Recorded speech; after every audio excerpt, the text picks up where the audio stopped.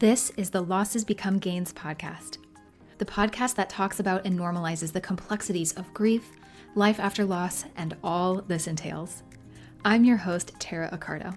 I'm a grief and transformational life coach, and I'm here to serve you guidance, tangible tools, and inspiration to help you cultivate a more meaningful, intentional, and beautiful life. A life where you'll discover gains from your losses and so much more. I'm so grateful you're here. Let's dive right in. Hey there, welcome back to the Losses Become Gains podcast. I'm your host, Tara Accardo, and today's episode came from this sentiment that I've heard from a lot of people. They've either messaged me this or commented on Instagram with some sentiment of feeling like they are moving backwards in their grief journey and that it's very stressful for them. And they're worried that there's, something wrong with them or that they're grieving wrong. Or worse yet, that this is going to be their permanent state and that they're not going to be able to get through it, so to speak. That this negativity will always haunt them and that this I'm moving backwards feeling will always be on their toes. And that's unsettling. That's kind of scary, right? Like, who wants to live that way? Does any of what I just said sound familiar or applicable to you? Because if so, this is what we're getting into today. This is what we're going to get to the bottom of. And we're going to talk about why this happens and ways that we can cope with this. But that being said, I think we need to start this episode off by saying one very important thing here. There is no such thing as moving backward in grief. What if I told you that that is not a thing? That's what I'm telling you today. That moving backwards is something society or whoever it is around us, maybe even ourselves, has essentially made up. And at no point does this type of thinking serve us. We're going to talk about that today too, because it is very hard to get out of this state of thinking like, oh my gosh, we're doing our grief wrong. I'm moving backwards. I hear you. This is easier said than done. But we want to recognize that grieving is, you've probably heard this, a unique and a very nonlinear process. And as something that comes and goes in terms of its intensity and is something that is truly so nonlinear, experiencing setbacks is a normal part of the journey. And I've had clients or, people I coach or people on social media make the comment, as I said, I need help because I feel like I'm moving backward in my grief. I had been feeling so much better the last couple of months, let's say, or weeks or days or whatever. But now I feel like I am just totally moving backwards with it. Like I'm slipping into this state that is a little bit scary. I was doing so well, but now, fill in the blank. Depending on the situation, I will then, especially if this is someone I'm one-on-one coaching or is in my membership, I'll typically follow it up with asking something like, okay, well, tell me how you know you're moving backwards. Tell me what this feels like for you. And sometimes I will get a response of something like, well, I started feeling sad again, or, I had all of this motivation, but I lost it now. Maybe like, I don't know, I was doing so well, but lately I've just been so angry, or these feelings of longing I've been having have been so intense, or, I've been on the verge of tears and I have no idea why. Maybe they say, I'm just super overwhelmed and I just can't explain it. It could be a laundry list of things that I might hear. But from there, and, not to get too into the weeds of what I do in coaching calls here, but, typically we'll work together to get to the root of why they're feeling that way. So perhaps it's something that came up recently that is clearly connected to their loss. And then it's like, well, sure, that could have absolutely elicited some emotion in you. Maybe this is why you're feeling this way. And let's talk about that. But sometimes it's not that clear. It's not that predictable. Sometimes we really need to work together to understand what might have triggered something like this, what triggered these negative emotions. And sometimes that's not very black and white, right? But guess what? Sometimes there is no trigger. Sometimes it is just our grief, and that's it. This is what grief does. This is what grief is capable of. It is not predictable. It can show up when it wants, and it demands to be seen. And that is the nature of this beast. But we also don't have to live there. We don't have to live in that state. That can and inevitably will happen, but we don't need to fall into our circumstances and let them, those emotions, be the one in charge, because we are. And I will talk more about that in a bit, but I just want to make a few things painfully clear here. And let's kind of start the conversation here, because earlier when I was like, well, there really is no moving backwards in our grief, you might be like, please elaborate, Tara. Okay, because this is feeling very real for me. I validate that. I hear you. But let's talk about why this isn't really a thing. First, as I said before, and as you've likely heard, grief is not linear and it is not predictable. The emotions that you're noticing are not an indicator that you're moving backwards or that there is something tragically wrong with you. There's this huge misconception that grief needs to be in stages. That is what we've come to know of grief. And I think there's a lot of unlearning that society is doing here with that. And listen, kudos to Elisabeth Kubler-Ross for her work here. She's amazing. I respect the heck out of what she has done for grief and this grief space. And the 5 stages served a purpose at the time. And actually, in fact, I think there's 7 now. And I'll be honest with you, I can't even remember what all 7 are, like off the top of my head. But these stages, they were never intended to be so cut and dry. And sidebar, if you didn't know this about her book on death and dying, very famous book, she actually interviewed people that were on their deathbed, professionals who were serving patients, either dying or just ill, patients' families, etc. And the purpose was to give readers a better understanding of how imminent death affects us all.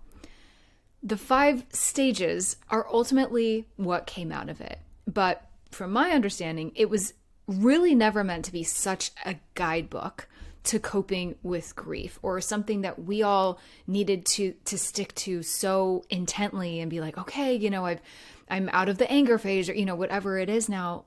It doesn't work that way. We can feel all of the stages in one day, right? So not to be so dramatic to say, let's throw that out the window, that concept, but for the purposes of this conversation, let's go ahead and do that, shall we?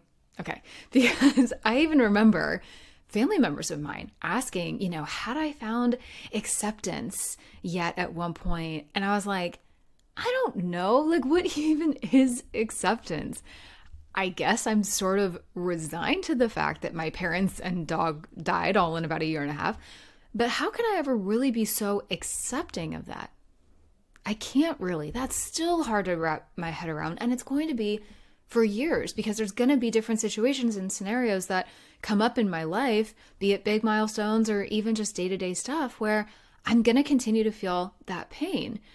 And that's not always going to feel I'm not going to always feel very accepting of that, right? Anger might come up 10 years down the line. So to say that we have to follow these stages so regimentedly, I know that's not a word, but I'm making it one, that's just not realistic, right? So we have these big misconceptions that grief is somehow supposed to be in these stages, that it's predictable, that we should be making steady progress. And I want to almost interrupt myself here. I do believe progress is possible. But let me clarify. What I really mean here, and this is really where I put sort of my life coaching hat on, because when I talk about progress, it's not that I mean we're progressing past our grief and that it's no longer with us and that we're forgetting it and we're moving away from it. Like, we're just wearing it differently. That's all that really means. At least to me, that is how I view it. We wear our grief differently with time. We have a different relationship with it, and it means something different to us now. With that kind of progress, that's where a deeper, more meaningful and vibrant life has the opportunity to show up for you. Real quick interruption here, and then we'll get back to this episode. If you are someone who is experiencing some form of loss and are trying to navigate the complexities of grief, which you likely are in some capacity if you've stumbled upon this podcast, then this message is for you. If you haven't heard about my Intentional Life After Loss membership and community yet, this is truly something you need to check out. This membership is here to guide you into living a deeper, more meaningful, and full life after experiencing loss.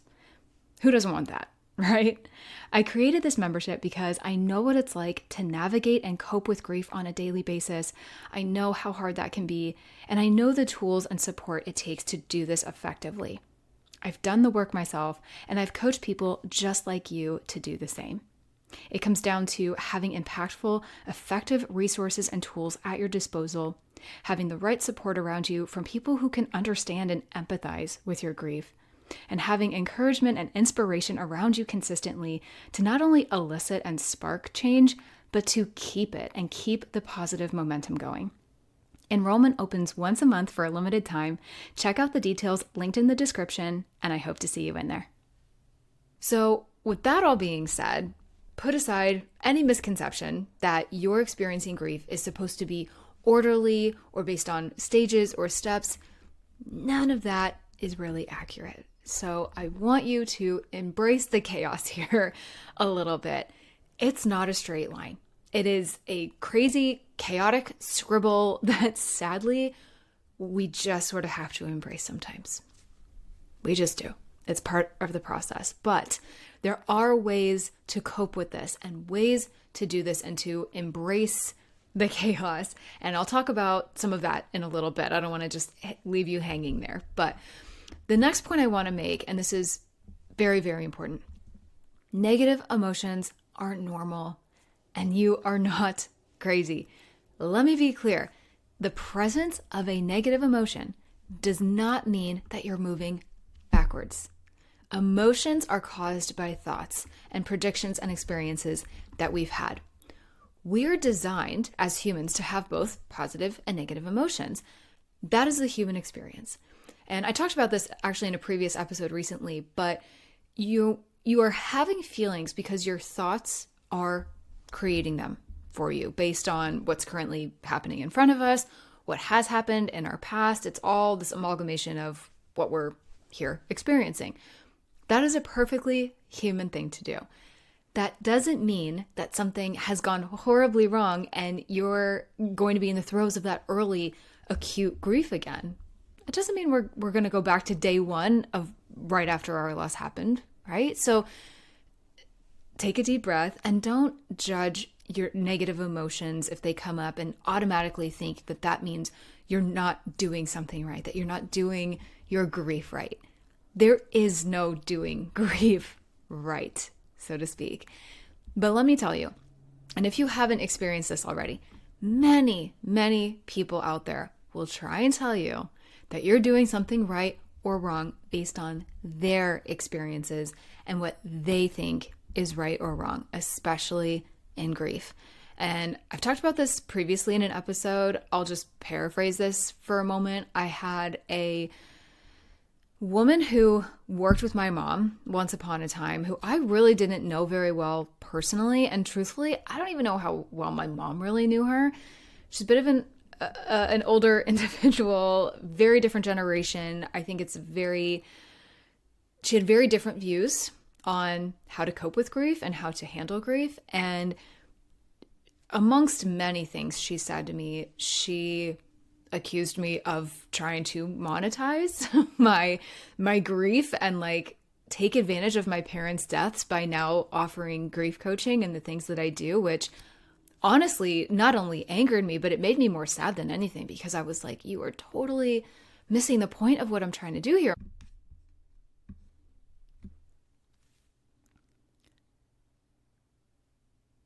Real quick interruption here, and then we'll get back to this episode. If you're someone who is experiencing some form of loss and are trying to navigate the complexities of grief, which you likely are in some capacity if you've stumbled upon this podcast, then this message is for you. If you haven't heard about my intentional Life After Loss membership and community yet, this is truly something you need to check out. This membership is here to guide you into living a deeper, more meaningful, and full life after experiencing loss. Who doesn't want that? Right? I created this membership because I know what it's like to navigate and cope with grief on a daily basis. I know how hard that can be, and I know the tools and support it takes to do this effectively. I've done the work myself, and I've coached people just like you to do the same. I've found that it comes down to having impactful, effective resources and tools at your disposal, having the right support around you from people who can understand and empathize with your grief, and having encouragement and inspiration around you consistently to not only elicit and spark change, but to keep it and to keep the positive momentum going. Enrollment opens once a month for a limited time. Check out the details linked in the description, and I hope to see you in there. Enrollment opens once a month for a limited time. Check out the details linked in the Enrollment opens once a month for a limited time. Check out the details linked in the description, and I hope to see you in there. I'm trying to make some lemonade from lemons here. You know what I mean? Like, helping people, I love it. I find it cathartic. I've found that it helps me in my own grief journey to talk about it and to support people. She didn't see it that way. She, in fact, was kind of like, stop talking about it. Stop harping on it. Why can't you just be happy? Focus on your husband and your daughter. I mean, truly, really kind of offensive things. And it was, I say offensive because I was like, you're not even trying to get to know me. You're not asking me if I'm actually okay. You're just assuming. Just because I talk about grief a lot doesn't mean that I'm in a horrible place in my life. I thankfully am in a beautiful place in my life. I miss my parents deeply. This is a way that I have found that helps, that I can now help and serve other people. Where are the wires getting crossed here, right? So all of that to say, after a lot of judgment and unsolicited advice and opinions from this woman, closed that door. I was like, okay, don't need that negativity in my life. But that's just a prime example of, people imposing their opinions, that you never know when people are going to come out of the woodwork to express how they feel that you should be doing something. Maybe just because something has worked for them doesn't mean it's going to work for you or that it's applicable to us. And I think it's just a testament to why we all need to be so compassionate and understanding and curious about each other's grief journeys, and not to assume that, just because this particular woman has seen some loss in her life that, I'm going to handle it, or that I should handle it the same way that she has. And her way was burying it, I guess, and not facing it, not coping with it. And I just had to, tell myself eventually, like, this is more of a reflection on her than it is on me, and we all need to stay in our own lanes. So an important lesson, but again, just a testament to the fact that we should have grace for others, and hopefully others will have grace for us too. So closing that chapter, the next important point that I want to make here is that your actions don't dictate your grief. I think this point is especially important to acknowledge. Where you are, or what you are or are not doing, doesn't dictate where you are in your grief.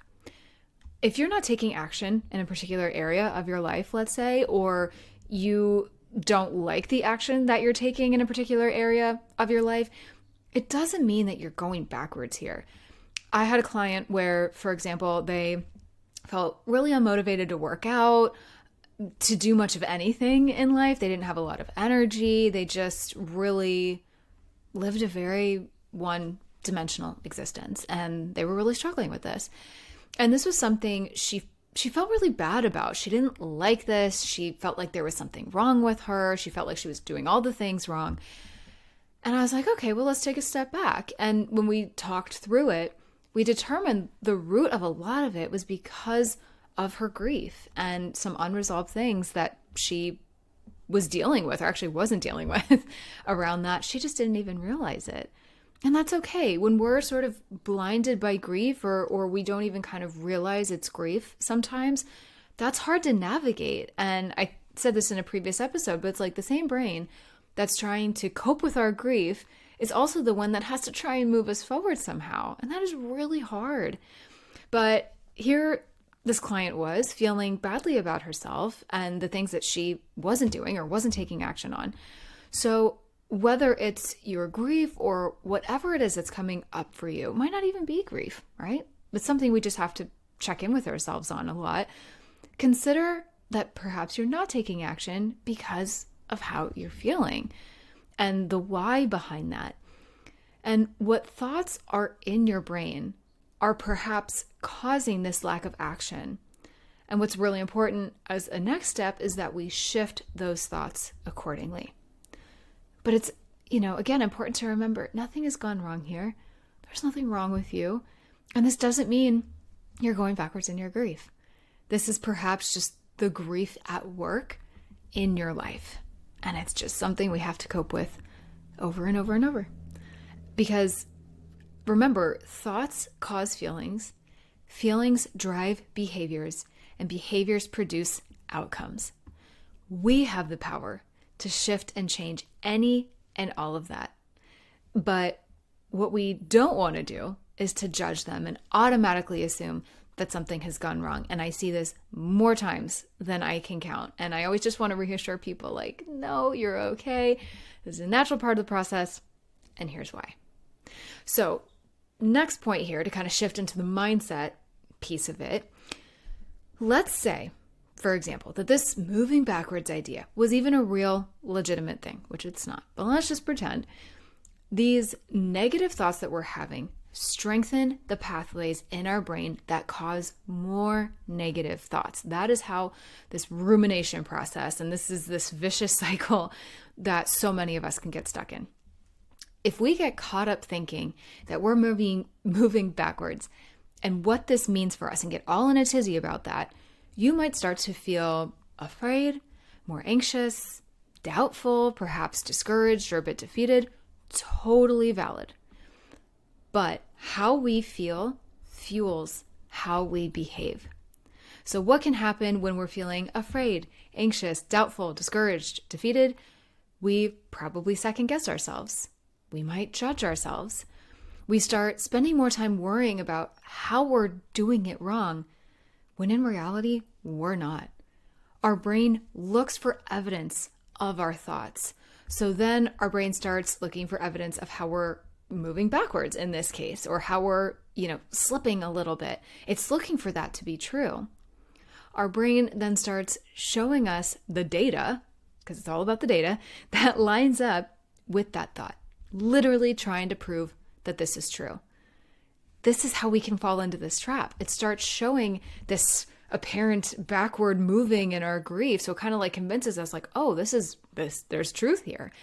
And subsequently blocks any evidence of forward movement or progress.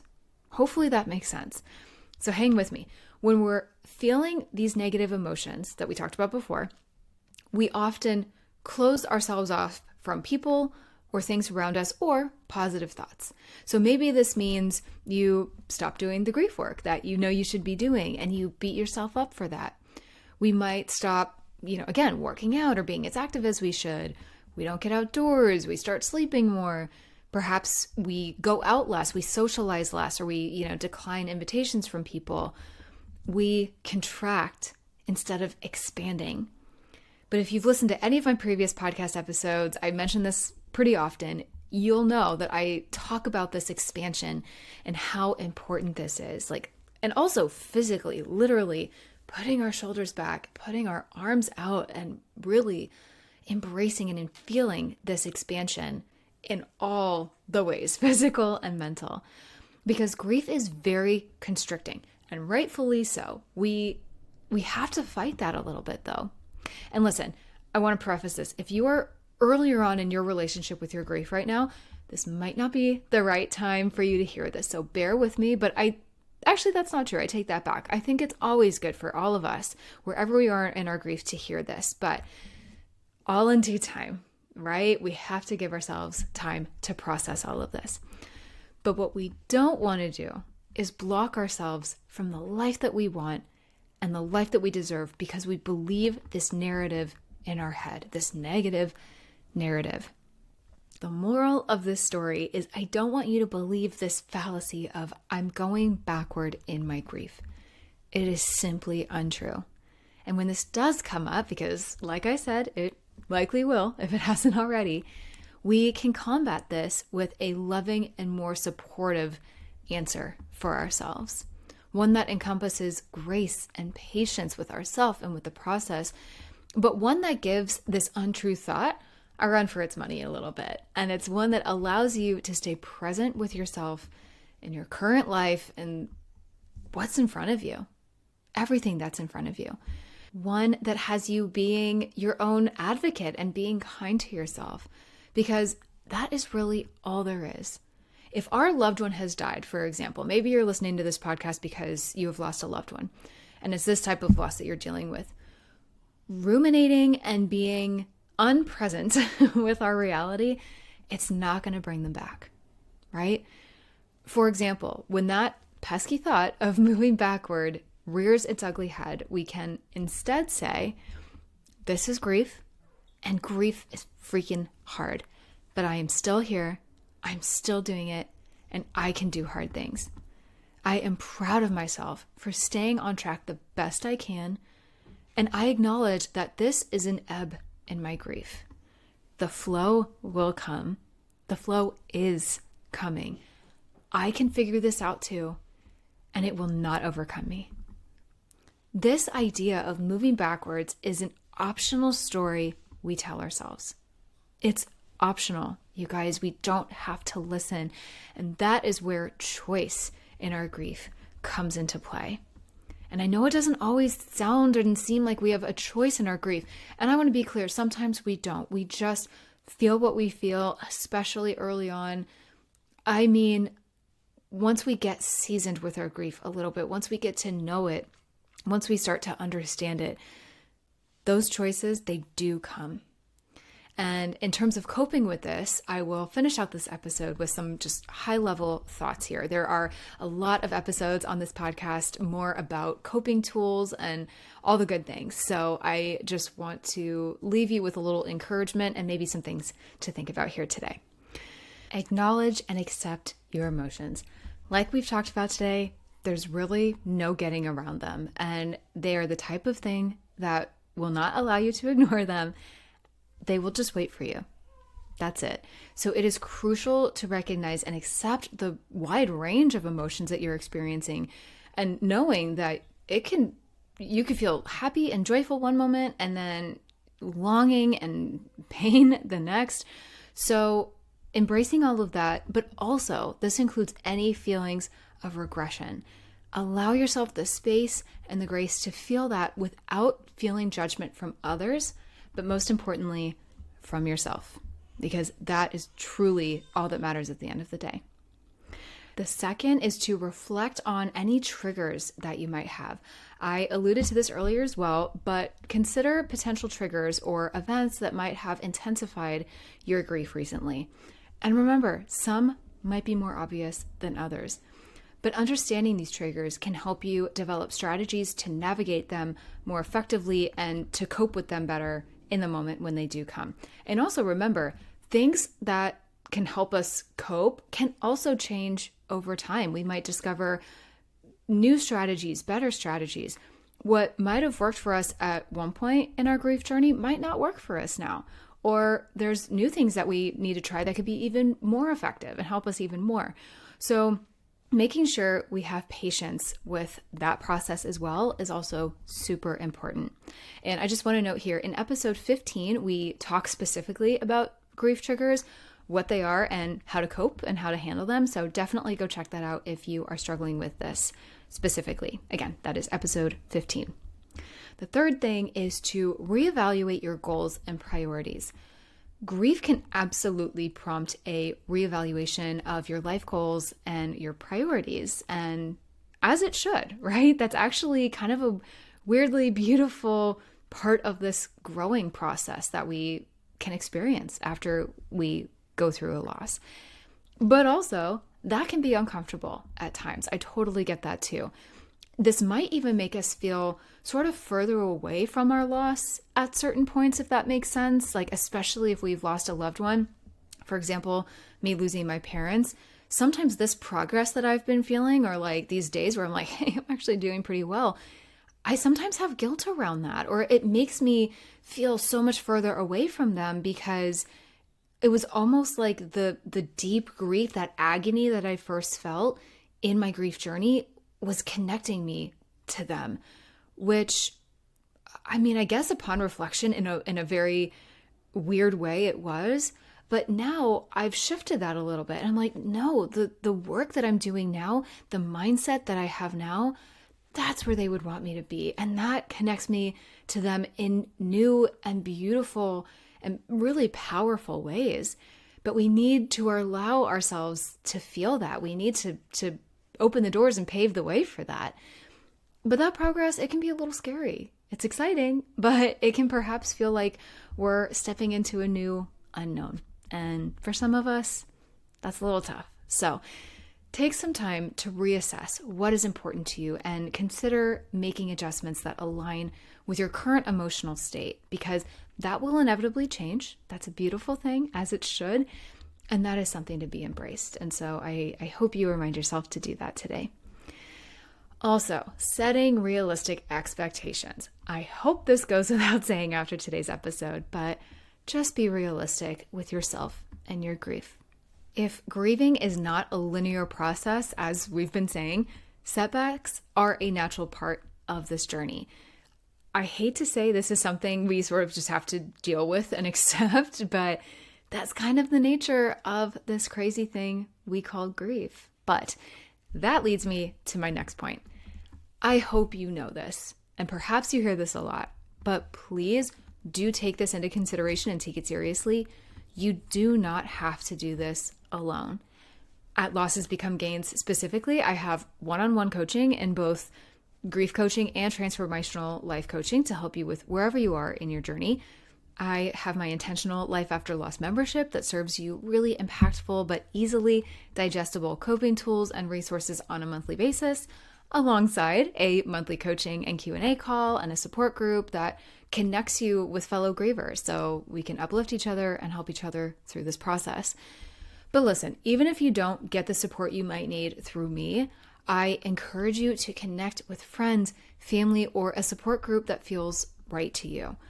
But I think this is quickly worth mentioning. Sometimes we simply don't have friends and family that truly get it. Even if they've lost the same person, again, like I was saying in my example earlier, we all process and approach our grief differently. So all the more reason that finding the correct and the most relevant support for you is super important.